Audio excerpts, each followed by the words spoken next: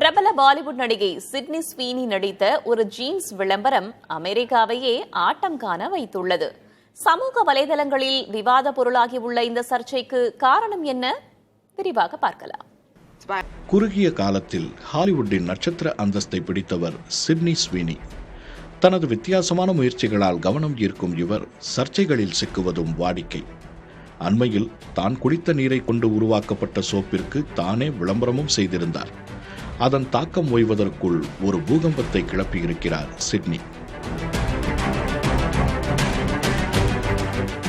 American eagle என்ற பிரபல jeans நிறுவனத்தின் விளம்பரத்தில் நடித்துள்ள இவர் அதில் உதிர்த்த வார்த்தைகளே தற்போதைய சர்ச்சைக்கு காரணம்.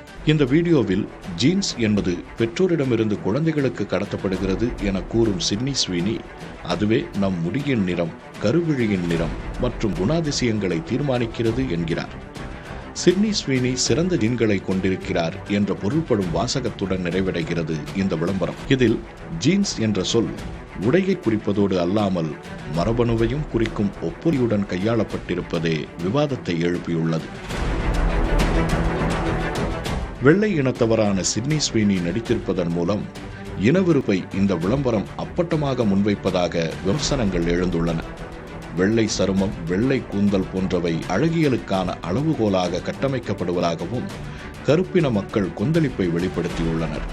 ராப் பாடகி டோஜா கேட் உள்ளிட்ட பிரபலங்களும் கண்டனத்தை தெரிவிக்க தவறவில்லை. இதனிடையே தங்கள் மீதான இனவெறுப்பு பிரச்சார குற்றச்சாட்டுகளை மறுத்துள்ள அமெரிக்கன் ஈகிள் இது உடையை பற்றிய விளம்பரமே என விளக்கமளித்திருக்கிறது. அதே நேரத்தில் சிட்னி ஸ்வீனியின் விளம்பரத்திற்கு ஆதரவு தெரிவித்து தனது அரசியலுக்கு மேலும் வலு சேர்த்திருக்கிறார் அதிபர் Trump. If Sydney Sweeney is a registered Republican, I think her ad is fantastic. 2023 அமெரிக்க குடியேறிகளை கேடான மரபணு கொண்டவர்கள் என்றும் தேசத்தின் இரத்தத்தில் விஷம் கலந்திருப்பதாகவும் ட்ரம்ப் தெரிவித்திருந்ததையும் அரசியல் நோக்கர்கள் நினைவு கூர்கின்றனர். பெரும்பான்மை வெள்ளையின மக்களிடையே இனவெறியை தூண்டும் வகையிலான நிகழ்வுகள் ட்ரம்பின் ஆட்சியில் தொடர்கதையாகி இருப்பதாகவும் அவர்கள் குற்றஞ்சாட்டுகின்றனர். கடும் விமர்சனங்களை எதிர்கொண்ட போதும் அமெரிக்கன் ஈகிள் நிறுவனத்திற்கு இது லாபத்தையே ஈட்டிக் கொடுத்துள்ளது. குறிப்பாக இந்நிறுவனத்தின் பங்குகள் 23% ஏற்றம் கண்டிருப்பது அமெரிக்காவில் வெள்ளையின மேலாதிக்கத்திற்கு வரவேற்பு இருப்பதையே வெளிச்சமிட்டு காட்டுகிறது.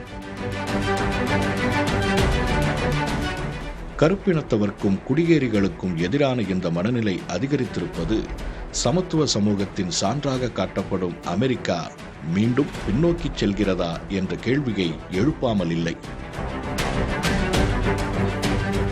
புதிய தலைமுறைக்காக பரணி ரவிச்சந்திரன்.